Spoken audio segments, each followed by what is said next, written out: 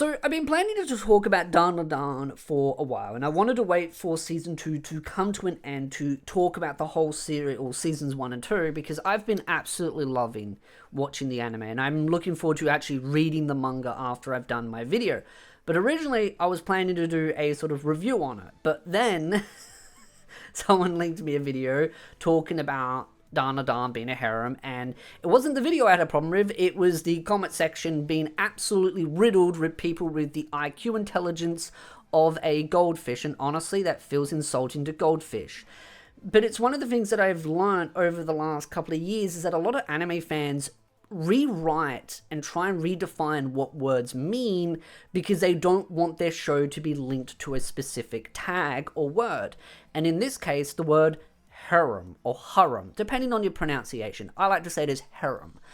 Now, before we get into this discussion and someone goes in the comment section and go, well, actually, this is what the word means, I don't care about the definition in any other countries except Japan's. There are many different interpretations on the word harem based on the country and culture that you go to. But we're going to stick to the Japanese one. Why? Because that's literally where the anime is based in.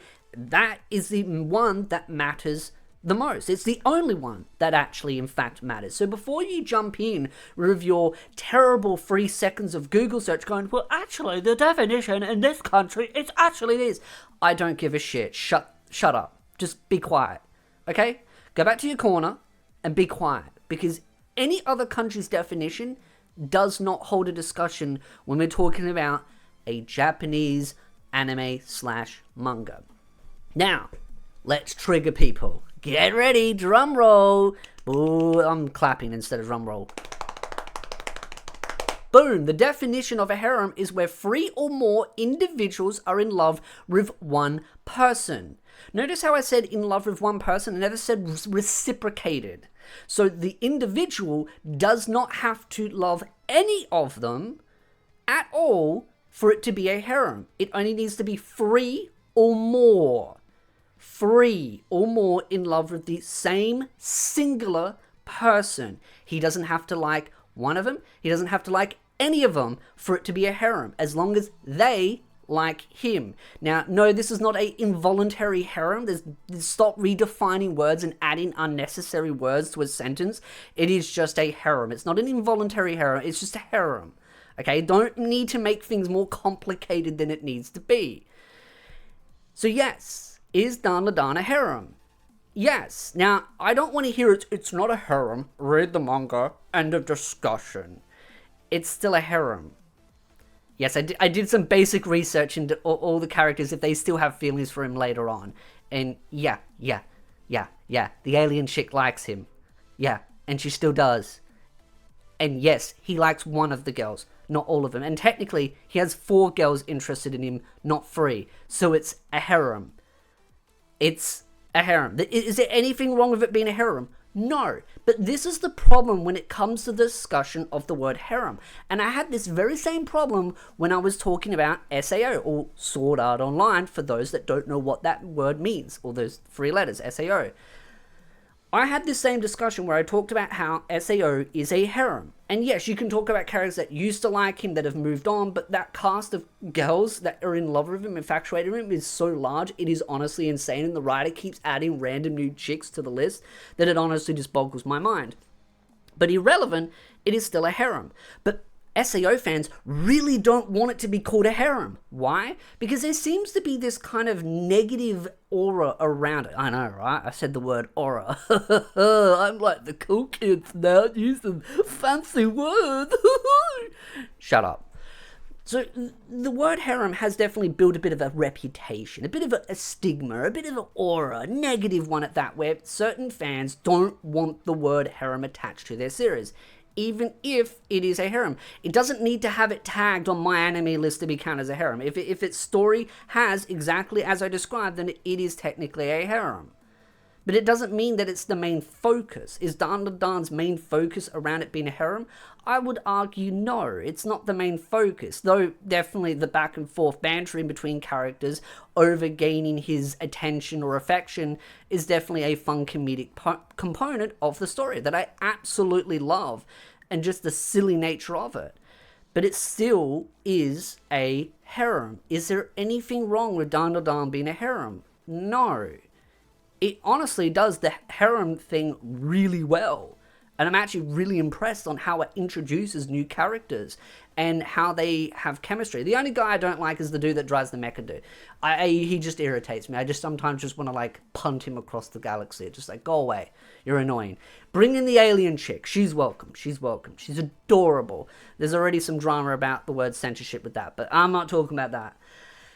So yes, is DanDaDan a harem? Yes.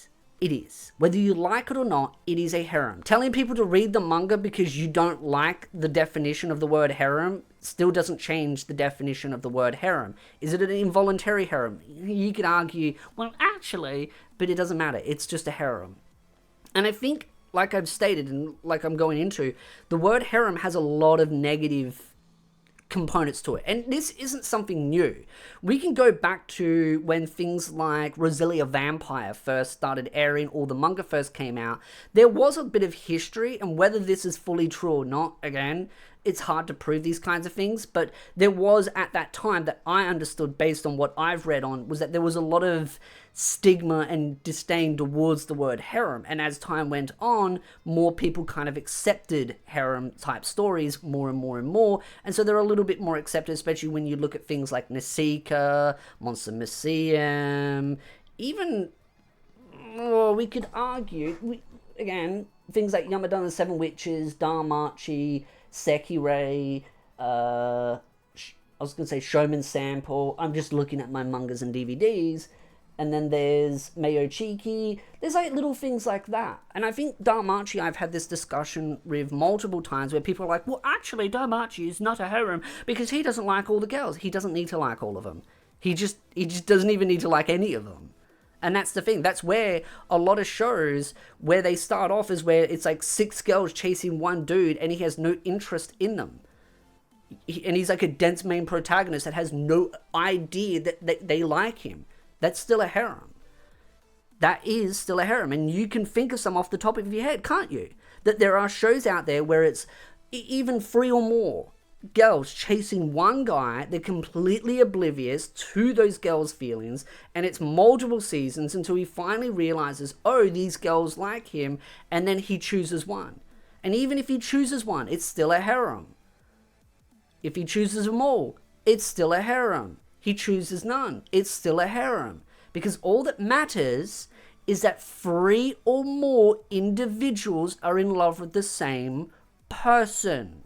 That is all that matters. Now, why am I making this video? Because I like triggering tourists. I'm using that word now because it triggers tourists. When you call tourists, they get mad. So, is there anything wrong with DanDaDan being a harem? No. I think how it does the whole harem thing is brilliant. The way they introduce the love interest between the main girl that he is actually in love with and the feelings and the gradual build-up is absolute phenomenal. And then you've got Christian Crazy Chick out there. A holy crusade that she's going on. I think the banter between her and the main love interest is brilliant. The back and forth, the bantering, the dumb fighting. But you can kind of see they enjoy each other's company. And then introducing an alien girl. And then you've also got the chick in the classroom that clearly seems to have a bit of feelings. I don't really know enough about her because, again, I've only seen what the enemy is. But I've been indicated that, yeah, it's kind of like she's kind of into him as well. But you could argue either or either. So it's like 3 or 4. As long as there's 3 or more, it works. Add another one, it's still the same. But the way that they introduce these characters feels believable. And I think that is something that needs to be commended. It's not just one of those where it's like random chick walks into a class and goes, oh my god, we were childhood friends from 12 years ago. And it's like, who are you again? Who are you? Huh?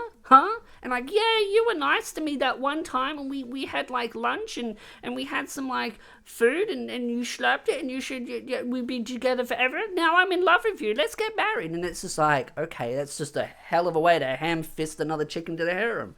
Or it's just some random, oh, you made a promise to me one random day of a year and I've kept that promise in my mind and totally not forgotten about it after 12 years of being separated from you, or even 8.